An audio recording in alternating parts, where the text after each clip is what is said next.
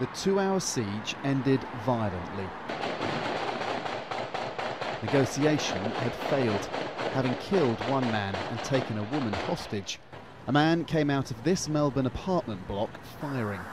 He shot and injured 3 police officers before he was shot dead. Immediately afterwards, there was one big question. What was the motive? Police said it was terrorism.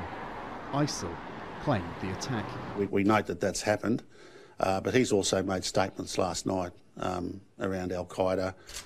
We believe that he has made a call to Channel 7, making those sorts of comments as well. That's why we're treating this as a terrorism incident.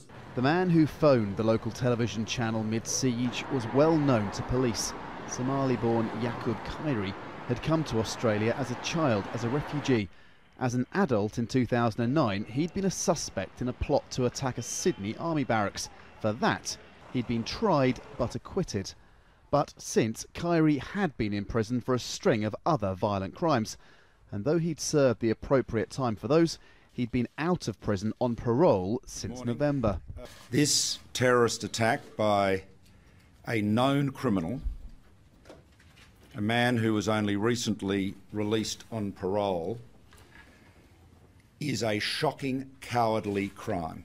But as well as condemning what he did, the Prime Minister questioned why the attacker had been on parole and not locked up. Malcolm Turnbull said there are some very, very grave questions to be answered about how Yacqub Khayre was able to carry out this attack. There have, he said, been too many cases of people on parole committing violent offences. The man behind the deadly Sydney cafe siege in 2014, in which 2 hostages were killed, was a violent criminal allowed out of prison on bail. An inquest into that questioned why he'd been free. Some, including Khayre's neighbours, now see parallels in Melbourne. You can never tell about people, you just have to accept what happened. But like they said on the radio, that it shouldn't have been out in the first place, you know, so I'll blame the government a lot for that.